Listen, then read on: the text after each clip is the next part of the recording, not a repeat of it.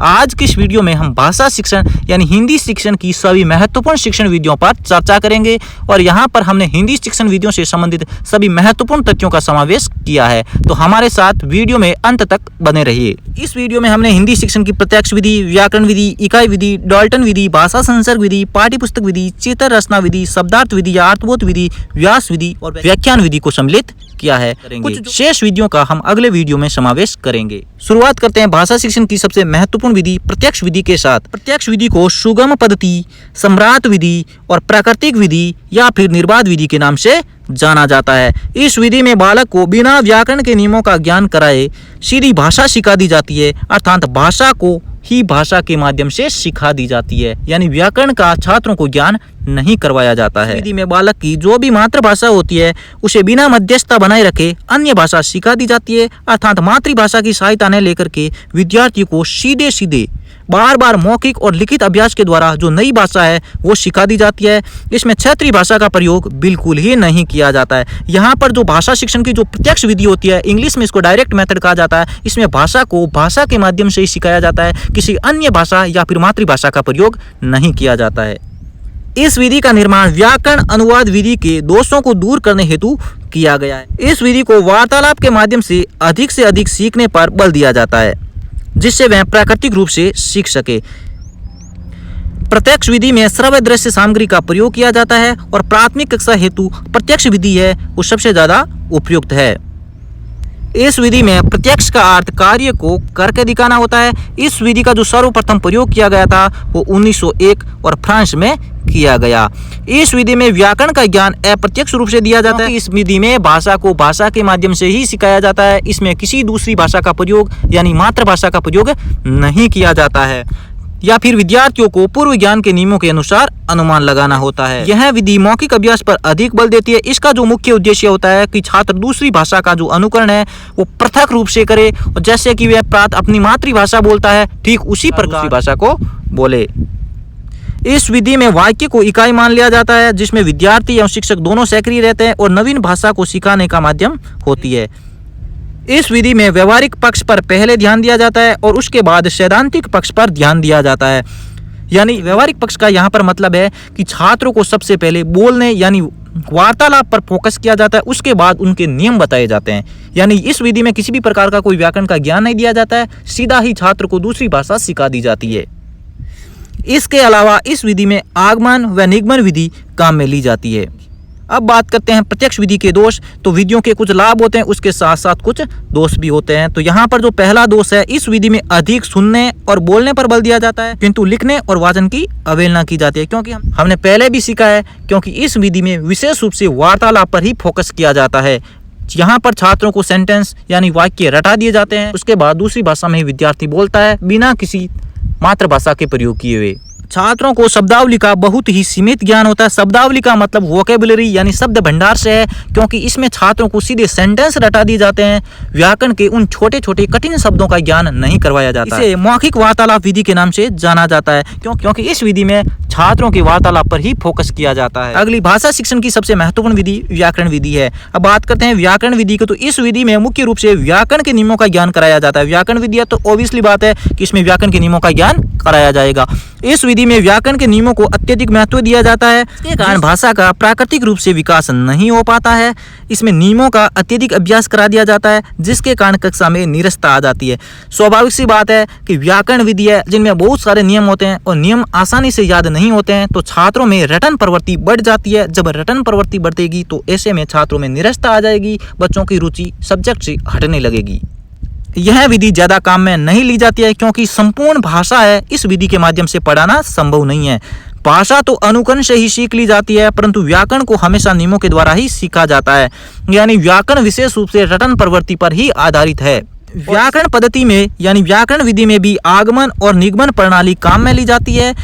निगमन प्रणाली के अंतर्गत अध्यापक के द्वारा व्याकरण के कुछ नियम छात्रों को रटा दिए जाते हैं और उसके बाद उदाहरण के माध्यम से उनको समझा दिया जाता है। यह पद्धति यानी जो व्याकरण पद्धति है वो छात्र स्वयं सीखते हैं। अध्यापक का इसमें जो भूमिका होती है सिर्फ मार्गदर्शक की ही होती है।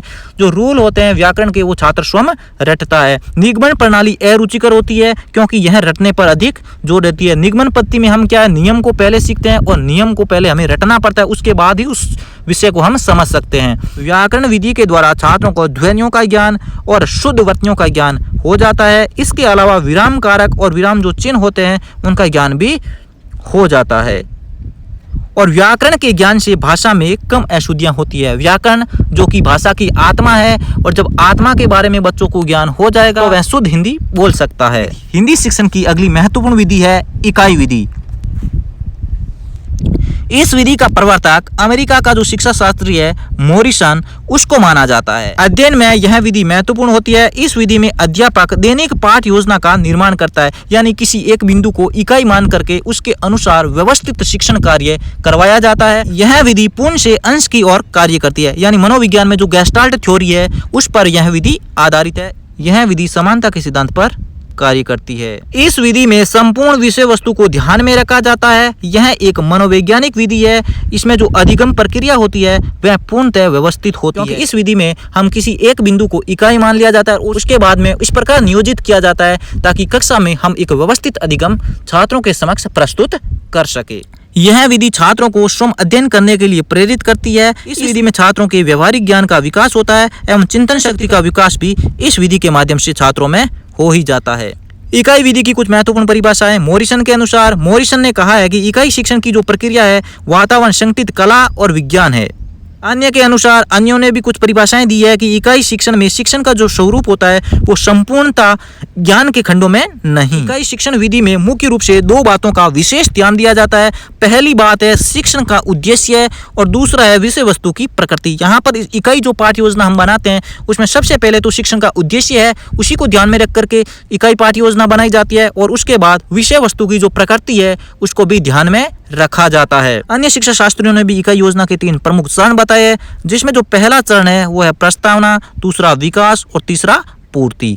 मॉरिसन के अनुसार इकाई विधि के पद, मॉरिसन ने इकाई विधि के 5 पद बताए। उसमें सबसे पहला अन्वेषण, दूसरा प्रस्तुतिकरण, तीसरा आत्मीकरण और चौथा संगठन या सुव्यवस्थीकरण, पांचवा आत्माभिव्यक्ति, वाचन या फिर मूल्यांकन। इकाई शिक्षण विधि के बहुत सारे लाभ है, इसके अलावा कुछ दोष भी है। इस विधि का जो मुख्य दोष है वह है बहुत अधिक समय लगता है, क्योंकि इस पाठ को संपूर्ण प्लानिंग के आधार पर पढ़ाना पड़ता है, जिससे कक्षा में निरस्ता आ जाती है। इस विधि में केवल उद्देश्य पर आधारित कार्य किया जाता है, क्योंकि इसमें जो चैप्टर पढ़ाना होता है उसी पर फोकस किया जाता है, बाहरी तथ्यों पर फोकस बिल्कुल ही नहीं किया जाता है। पाठ्यक्रम को पूरा करने में कठिनाई आती है, क्योंकि एक इकाई को पढ़ाने में बहुत अधिक समय लगता है, बार बार ज्ञान की पुनरावृत्ति होती है। हिंदी शिक्षण की अगली महत्वपूर्ण विधि की बात करते हैं तो वह विधि है डाल्टन विधि। डाल्टन विधि की बात करते हैं तो इसके जो जनक है वो कुमारी हेलन पारखास्ट को माना जाता है। सन 1912 में अमेरिका की शिक्षा शास्त्री कुमारी हेलन पारखास्ट ने 8 से 12 वर्ष तक की जो आयु के बच्चे हैं उनके लिए शिक्षा पद्धति लागू की है, उनके लिए शिक्षा पद्धति बनाई है। इस विधि का जन्म डाल्टन नामक स्थान पर होने के कारण इसे डाल्टन विधि के नाम से जाना गया। इस विधि का निर्माण कक्षा में होने वाले शिक्षण के दोषों को दूर करने के लिए किया गया था। इसमें हर विषय का अध्ययन कराने हेतु कक्षा में एक प्रयोगशाला होती है और उसमें संबंधित विषय का जो शिक्षण मटेरियल होता है वहाँ पर अवेलेबल होता है। इस विधि की जो कुछ महत्वपूर्ण विशेषता उनकी बात करते हैं।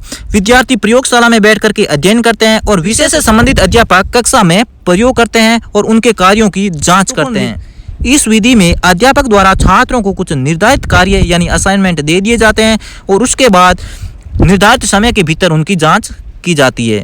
इस विधि के द्वारा जो कार्य दिया जाता है उसमें छात्रों को पूर्ण स्वतंत्रता दी जाती है। छात्र स्वतंत्र होकर के कार्य करते हैं, जबकि अध्यापक की इसमें भूमिका केवल पथ प्रदर्शक की होती है। अब बात करते हैं डाल्टन विधि की कुछ महत्वपूर्ण विशेषताओं की। इस विधि के द्वारा विद्यार्थी स्वयं की क्रियाओं एवं अनुभवों के माध्यम से सीखता है। कार्य यानी असाइनमेंट हेतु विद्यार्थियों को एक निश्चित समय दिया जाता है और इस समय के भीतर वह कार्य विद्यार्थियों के द्वारा पूर्ण किया जाना होता है। उसके बाद अध्यापक द्वारा जांच किया जाता है। इस विधि के द्वारा छात्रों को स्वाध्याय यानी स्वयं कार्य करने की जो प्रवृत्ति होती है उसका विकास होता है। इसके बाद बालकों की सूची के अनुसार कार्य करने को दिया जाता है और बालकों को पूर्ण स्वतंत्रता दी जाती है। इस विधि में बच्चे पूर्णतः स्वतंत्र होकर के सीखते हैं। भाषा शिक्षण की अगली महत्वपूर्ण विधि है भाषा संसर्ग विधि। नाम से थोड़ा कंफ्यूजन है, लेकिन इसके बारे में आप 2 लाइनें याद कर लोगे तो एग्जाम में बिल्कुल भी कंफ्यूजन नहीं रहेगी। यह एक व्याकरण शिक्षण की विधि है। इस विधि को आर्यकृति विधि के नाम से जाना जाता है। इस विधि में रचनाओं के माध्यम से व्याकरण का ज्ञान करा दिया जाता है। भाषा संसर्ग विधि में मुख्य रूप से हम व्याकरण ही सीखते हैं, लेकिन यहाँ पर जो व्याकरण सीखते हैं वो रचनाओं के माध्यम से सीखते हैं। इसमें पृथक से व्याकरण का ज्ञान नहीं कराया जाता है। इस प्रकार की विधि में बालक को जो भी ज्ञान ले उसे कुशल अध्यापक के माध्यम से ही ले, ताकि वह शुद्ध व्याकरण के नियमों को जान सके। कक्षा हेतु यह विधि काम में ली जाती है क्योंकि यह भाषा की शुद्धता के प्रयोग पर बल देती है। इस विधि के द्वारा छात्रों को अच्छे लेखक की पुस्तकों के माध्यम से व्याकरण का ज्ञान करा दिया जाता है, जिससे विद्यार्थियों में मातृभाषा की सभ्यता का विकास होता है। यह विधि उच्च स्तर हेतु अनुपयोगी है। यह एक अमनोवैज्ञानिक विधि है और इस विधि के द्वारा छात्रों में तार्किक विकास की कमी रहती है। इस विधि के द्वारा छात्रों को व्याकरण का व्यवस्थित ज्ञान नहीं दिया जाता है, क्योंकि यह रचना के माध्यम से ही व्याकरण सिखाती है। ऐसे में छात्रों में शुद्ध भाषा का विकास नहीं हो पाता है। भाषा शिक्षण की अगली महत्वपूर्ण विधि है पाठ्य पुस्तक विधि। इस विधि में छात्रों को पाठ्य पुस्तकें दे दी जाती है। उन पाठ्य पुस्तकों में कुछ नियम होते हैं और कुछ उदाहरण होते हैं। ऐसे में अध्यापक क्या करता है कि उन नियमों और उदाहरणों को समझाता है और छात्र समझ जाते हैं और अभ्यास करते हैं। ऐसे में क्या होती है कि छात्रों में रटन प्रवृत्ति बढ़ती है। ये बिल्कुल नीरस विधि है। अगली विधि है चित्र रचना विधि। चित्र रचना विधि में विद्यार्थियों को कुछ चित्र दे दिए जाते हैं और उन क्षेत्रों से संबंधित विद्यार्थियों को कहानी लिखने को कहा जाता है। सभी मित्रों को बारी बारी से देखता है एवं पूरी कहानी लिखता है। यह विधि प्राथमिक स्तर हेतु उपयुक्त नहीं मानी जाती है और छोटी कक्षाओं में जो मार्क्स विधि होती है उनके द्वारा ही कहानी लिखना संभव है। इस विधि के द्वारा विद्यार्थियों में लेखन शक्ति का विकास हो जाता है। भाषा शिक्षण की अगली विधि है शब्दार्थ विधि या अर्थबोध विधि। इस विधि में शिक्षक विद्यार्थियों को कठिन शब्दों का अर्थ बताता है और उसके बाद शिक्षण कार्य करवाता है, यानी प्राथमिक स्तर और माध्यमिक कक्षा हेतु यह उपयोगी है। भाषा शिक्षण की अगली महत्वपूर्ण विधि है व्यास विधि। व्यास विधि जो पद शिक्षण से संबंधित है। यह विधि कक्षाओं में भाव प्रदान कविताओं को पढ़ाने हेतु काम में ली जाती है। इसमें भाव एवं कलाओं दोनों पक्ष पर विशेष रूप से ध्यान दिया जाता है और इसमें शिक्षक की जो भूमिका होती है वो सबसे महत्वपूर्ण होती है, क्योंकि शिक्षक ही भावों की कक्षा में अभिव्यक्ति करता है। भाषा शिक्षण की अगली महत्वपूर्ण विधि और परंपरागत और पुरानी विधि की बात करें तो वह विधि है व्याख्यान विधि। व्याख्यान विधि के बारे में कुछ डिस्कशन कर लेते हैं। व्याख्यान विधि सबसे प्राचीन विधियों में से एक है। प्राचीन समय में जो गुरुकुल थे वहां पर जो शिक्षण हुआ करता था वो इसी विधि पर आधारित था। प्राचीन समय में गुरुकुलों की बात करें तो उस समय जो शिक्षण सामग्री थी वो इतनी अधिक विकसित नहीं थी, इस कारण इसी विधि का उपयोग किया जाता था और यह विधि बिल्कुल अमनोवैज्ञानिक विधि है, क्योंकि यह पूर्णतः शिक्षक केंद्रित है। इस विधि में केवल अध्यापक सक्रिय रहते हैं, क्योंकि पाठ्य पुस्तक से संबंधित व्याख्यान वही प्रस्तुत करता है। इस विधि में विद्यार्थी मात्र श्रोता रह जाते हैं, क्योंकि अध्यापक स्वयं पाठ का वाचन करता है, आदर्श वाचन करता है। और व्याख्यान विधि वर्तमान भारत की बात करें तो सबसे ज्यादा प्रचलित जो विधि है वो व्याख्यान विधि ही है। यह विधि समय की दृष्टि से बहुत अधिक उपयोगी है, क्योंकि व्याख्यान के माध्यम से संपूर्ण पाठ्य वस्तु है यानी शिक्षण मटेरियल है उनको कम समय में पढ़ाया जा सकता है।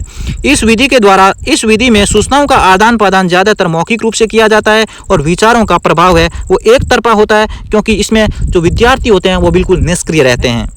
अब बात करते हैं व्याख्यान विधि के गुण की। तो इस विधि के द्वारा पाठ्यक्रम को जल्दी से पूरा करवाया जा सकता है। शिक्षण हेतु कोई विशेष सामग्री की आवश्यकता नहीं पड़ती है और इसमें अधिक मात्रा में जब छात्र होते हैं या फिर बड़े समूह में छात्र होते हैं, ऐसे में इस विधि के द्वारा हम शिक्षण कार्य करवाया जा सकता है। अब बात कर लेते हैं व्याख्यान विधि के कुछ दोष की। तो लगातार व्याख्यान से क्या होता है कि कक्षा में छात्रों में निरस्ता हो जाती है, छात्रों को कक्षा में नींद आने लग जाती है।